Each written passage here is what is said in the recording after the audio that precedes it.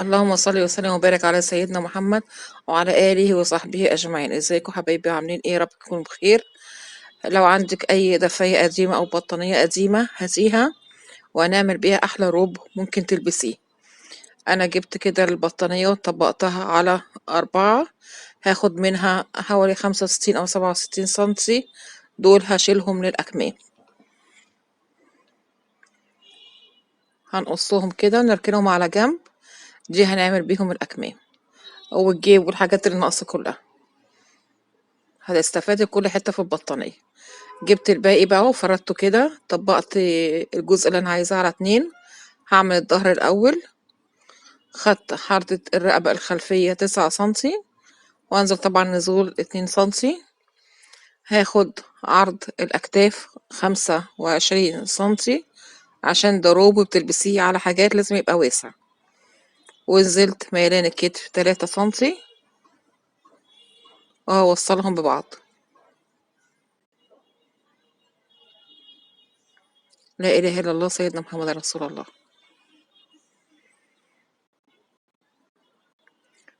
هاخد كده نزلان حردة الإبط، هاخدها 30 سنتي، عشان قلت ده روب وعايز يبقى واسع. خدت كده حوالي 34 أو 35 حسب الدوران اللي عندك، وزودي 4 سنتي توسيع.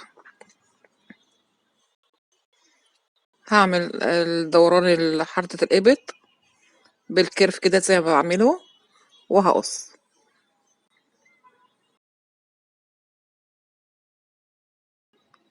هقسم الوسط كده حوالي سنتي أو حاجة، وهنزل وسع الروب اللي أنا عايزاه، وبعد كده هنقص الخلف معانا.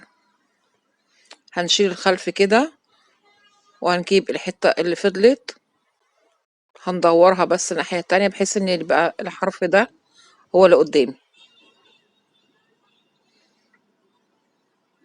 هناخد كده من الحرف طبعا بعد البروسر عشان هنشيله حوالي 3 سنتي، وبعد ال3 سنتي دول هاخد 14 سنتي. ال14 سنتي دول هنشوف دلوقتي هناخدهم لغاية، مش هناخدهم لغاية الآخر، ال3 سنتي بس هناخدهم لغاية الآخر. هنساوي من فوق كده وهنزل من فوق 15 سنتي.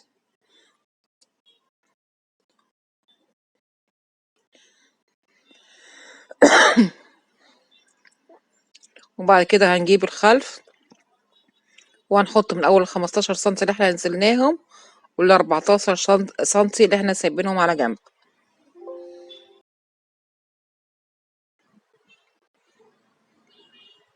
هناخد حردة الأكتاف بس، وبعد كده هنقص. ركزوا في الحتة دي قوي بقى عشان هي دي المهمة جدا. أنا هقص كده يا دوبك من أول حردة الإبط لغاية الآخر، هيبقى نفس الشكل هو. هنيجي بقى في الحتة دي هننزل لغاية دوران الوسط أو دوران السطح اللي انتوا عايزينه، الارتفاع بتاع الكولا اللي انتوا عايزاه. أنا نزلت من عند دوران الوسط، هاخد كده من عند ال3 سنتي لغاية حردة الرقبة دي. طبعا احنا كده في الأمام، وهمدها لفوق. هقول لكم دلوقتي هنمد لفوق قد ايه. هنقيس حردة الرقبة الخلفية، هنشوفها قد ايه. انا طلعت معايا 10 سنتي، يبقى الخط اللي انا طلعت بيه ده فوق هو هيكون 10 سنتي. وبعد كده هوصل الخط دوت. لو عندك مسطرة ولا اي حاجة يبقى تميلي المسطرة على الخط. هنوصل 14 سنتي. وبعد كده هنيجي بعد الخط بتاع 10 سنتي هنرجع لورا 2 سنتي عشان تبقى الياقة مرتاحة معاكي، لما تيجي تفرديها تبقى مرتاحة. ونرجع نقيس ال14 سنتي تاني. عشان كده هنقلل اللي احنا خدناهم 2 سنتي ونرسم الكولة بتاعتنا. هناخدها بدوران، انا بتأكد بس ده 14 سنتي. وبعد كده هاخد بدوران كده لغاية خط الوسط اللي انا واخداه. هتشوفوها برضو وانا بقص. هتنزلي كده 3 سنتي، شلتيهم خالص. هنيجي هنا هنرفع بس نطلع لفوق سنتي واحد، عشان ما نيجي نقفل بيه التبطين بتاع الرقبة. وهنقص كده، وبعد كده نقص ايه الاكتاف، وبعدين نعمل تعديل الحردة بتاعة الإبط. احنا بندخل 1 سنتي. كده قصينا الروب معانا. هنجيب بقى عشان التبطين،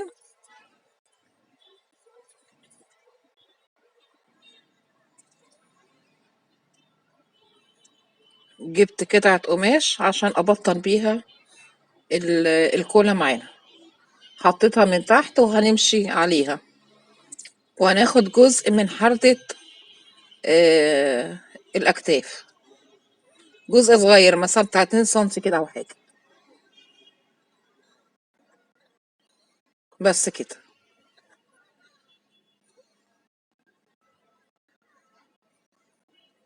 وأسويها، وده التبطين معانا يبقى أكبر من الكولا بحوالي 2 سنتي أو 3 سنتي.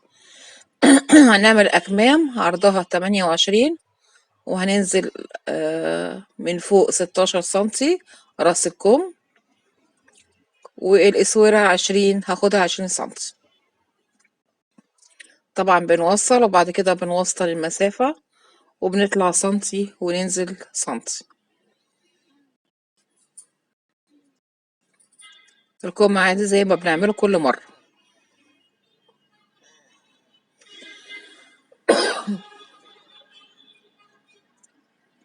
أنا كده منتج من هنا والكحة مسكتني من هنا، مش عارفة في ايه.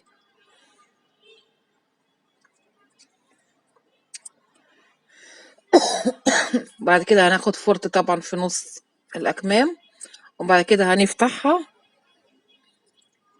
وناخد جزء منها وندخل فيه 1 سنتي، ودي تبقى حردة الأمام ناخد فيها فرط عشان نبقى عارفين ان دي بتاعت الأمام. خدنا الجيب معانا، خدنا جيبين مقاسهم 17 في 22 سنتي. هنيجي نقفل الكولا. أنا غلطت هنا وبصلح الغلطة معاكم. هي المفروض ما نقفلش من فوق، يعني هقول لكم نفتح من نقفل من فوق. الحتة اللي فوق دي المفروض هي بتركب في أختها التانية، فأنا غلطت هنا وهرجع أصلحها تاني بس بعد ما أخيطها. هنخيط التبطين كده كله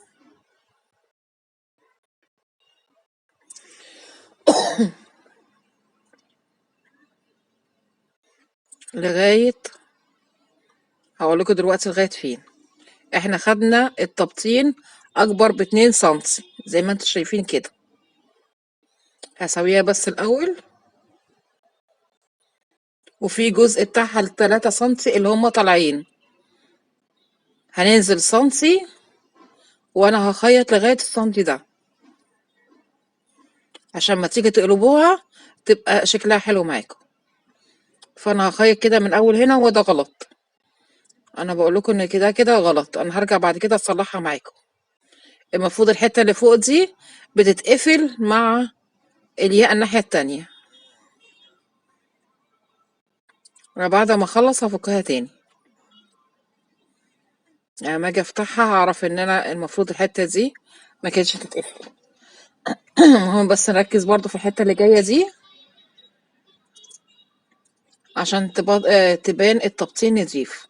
هنزل لغاية السنتي اللي أنا قلتلكوا عليه، اللي أنا حاطة عنده الدبوس، وأثبت. بعد كده هدي فورت، أي زي ما أنا بشاور لكم كده بس من تحت،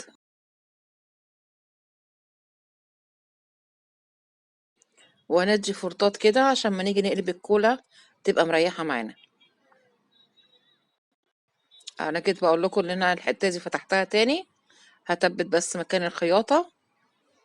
طالما فتحتي حاجه يبقى تثبتي مكان الخياطه عشان ما تفتحش معاكي.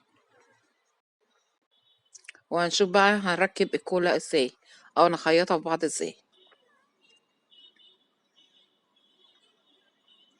وسط الحته بقى اللي انا اديتها فورت دي هناخدها بالشكل ده، الحته بتاعه تبطين الياقه الكولا مع ال3 سنتي بتوع الروب اللي هما الاساسي، هنخيطها بالطريقه دي ونشيل الزياده عشان ما تيجي تقلبيها تبقى حلوه، هتبقى بالشكل ده.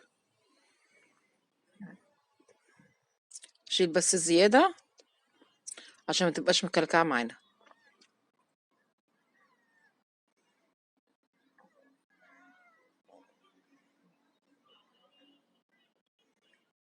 هتبقى كده معاكي. دي التانية برضو بتاعت الناحية التانية بوريها لكم تاني، بتلفيها وتخيطيهم الاتنين وش في وش.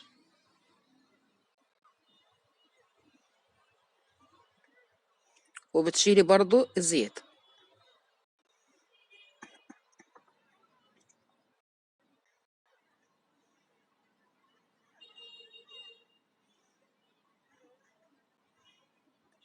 تبقى بالشكل ده كده معاكي. هنيجي بقى الحتة اللي احنا فتحناها هنفردها الوش في الوش مع الحتة التانية اللي هي زيها بالظبط ونخيطهم في بعض، اللي هي بتاعت الجزء التاني هنفتحها برضو ونحط الخياطة عند الخياطة. دي الحتة اللي احنا فتحناها وقلنا ان احنا المفروض ما كناش خيطناها، نفرد الخياطة دي على الخياطة دي بالظبط ونخيط، عشان كده يبقى احنا ركبنا الياقة في قلب بعضها. هنشوفها كمان بعد ما نخلص دلوقتي.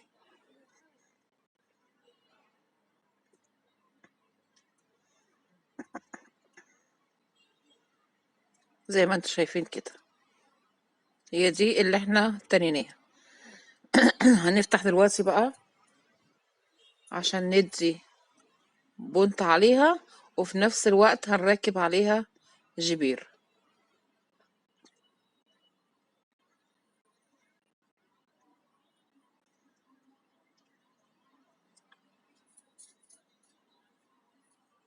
زي ما انتوا شايفينها كده دي بقت الياقة على بعضها. هنمسكها كده من اول الياقة لغاية اخرها. من اول هنا اهو.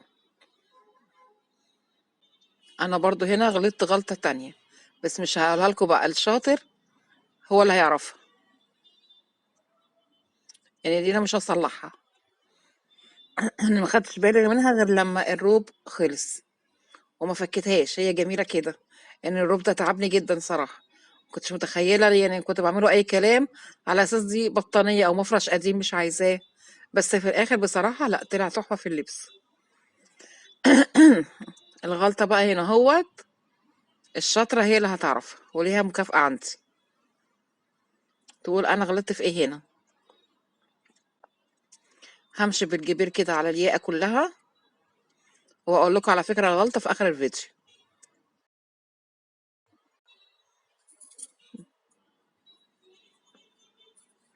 خلصت كده كلها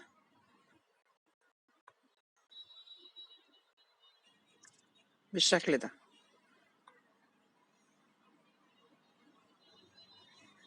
هنيجي دلوقتي بقى نتني الحتة الصغيرة دي، انا هشرحها لكم كمان اوضح من كده، هشرحها لكم تاني في حتة المنظر اللي جاي. هنتني كده هنا ال3 سنتي اللي احنا كنا واخدينهم.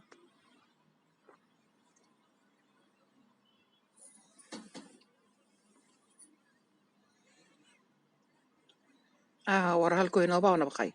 هنتني كده سنتي كده لتحت بتاع الياقة تنظيف.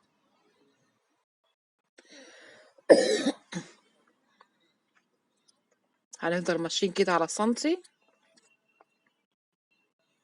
هي البوزة دي انا شلتها ليه؟ عشان لما يجي اتني هي طالعة لبره، اسويها عشان وانا بتني تبقى نازله معايا حته واحده. هي دي اللي انا قصيتها.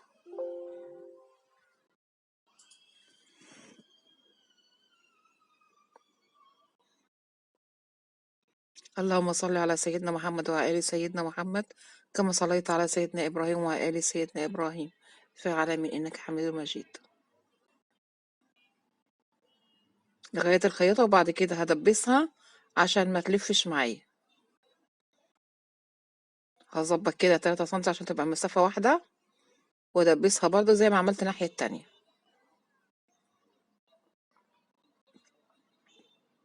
لغايه اخر الروب من تحت. تبقى المسافات كلها معايا مظبوطه.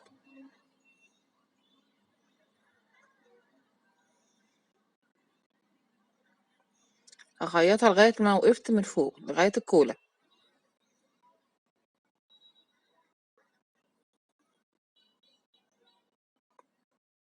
اتمنى لو لسه ما عملتليش لايك يا ريت تعملي لايك. لو عرفت الغلطه فين يا ريت تكتبيها في كومنت قبل ما توصلي لغايه اخر الفيديو. خلصت كده. دي منظر الياقه. انا هحطها دلوقتي على الترابيزه عشان اقول لكم هنركبها ازاي في جسم الروب في الخلف. يعني ده كده الامام معايا.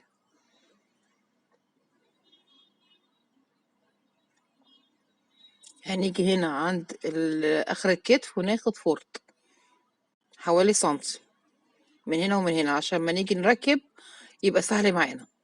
انا هركب الاكتاف الاول. هوريكم بس انا ركبت الجيب ازاي.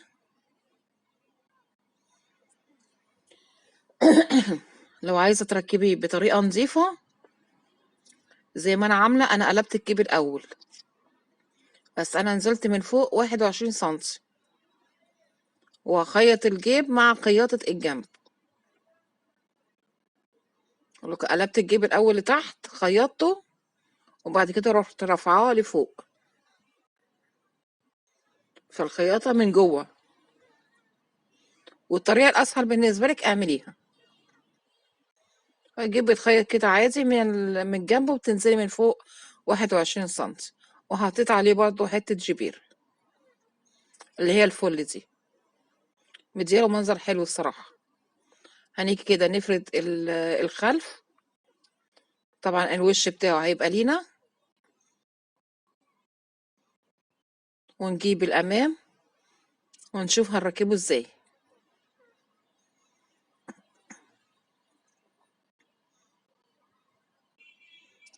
هي الناحية هتبقى عكسة شوية، ايوه دي كده اللي هي ناحية الاكتاف بحيث ان الوش هيبقى في الوش. ونخيط الكتف ده. اول حاجة هنعملها هنخيط الاكتاف في قلب بعض. اتمنى الشرح يكون واضح بالنسبة لكم. ونيجي برضو الكتف التاني، الوش في الوش. دي لازم تعمليها على ترابيزة عشان ما يطلعش ملوح معاكي، تبقى الدنيا مظبوطة. ودبسي عشان الدنيا وانت قاعدة على المكنة مش هتلاقيها واضحة بالنسبة لك، لكن كده الدنيا تبقى واضحة ليكي. هنخيط الكتفين وارجع لكم. كده خيطتهم. بعد كده هنقفل بقى الرقبة الخلفية. حدة الرقبة الخلفية نخيطها في قلب الياء او الكولة، طبعا مع السنتي اللي احنا كنا واخدينه فورت هيسهل علينا الدنيا عشان تبقى برضو مريحة وانت بتخيطيها.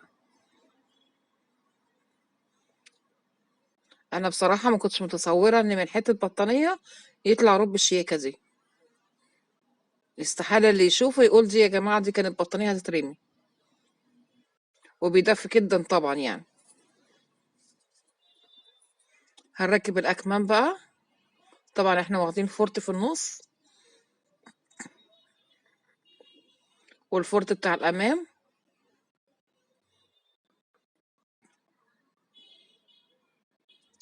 نركب الأكمام عادي جدا، الوش في الوش طبعا.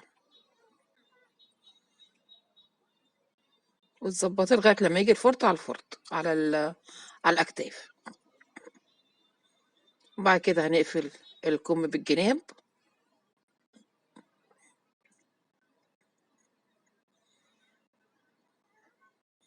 يلا بقى لو عندك اي بطانية او اي ما فيش بيت ما فيهوش دفاية،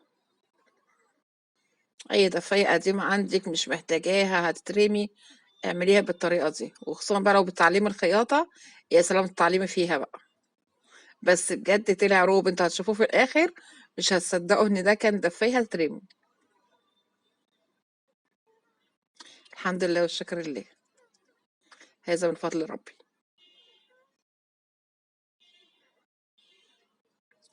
كده خلص معانا هحط برضو جبير على الكم عشان يديله منظر حلو.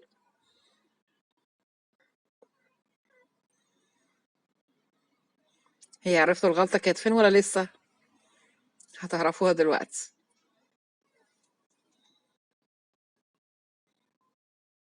اهي كده الجبير اللي انا حطاه مش باين على الياقة، لان انا كنت راكباه على وش الياقة، هو المفروض يتركب على ظهر الياقة عشان ما تقلبي الياقة بالمنظر ده يبقى باين. شوف الجبير من تحت مش باين، بس برضه حلو، مش هفكه ومش هعمله، هو كده جميل جدا. ابص الجبير اللي انا كنت حاطاه مش باين، انا كنت حاطاه من تحت، كنت فاكرة ان وش الياقة لا هو المفروض يتركب بالعكس. بس بصراحة لا طالع جميل جدا وبيدفي وبيلبس اي مقاس، طبعا بتعملي له حزام بيلم معاكي، والجيب في الجناب جميل جدا. اتمنى بقى لو الفيديو عجبك ما تنسيش تعملي لايك، واول مرة تزوري قناتي اشتركي فيها وفعلي زر الجرس على الكل ليصلك كل جديد، والسلام عليكم ورحمة الله وبركاته.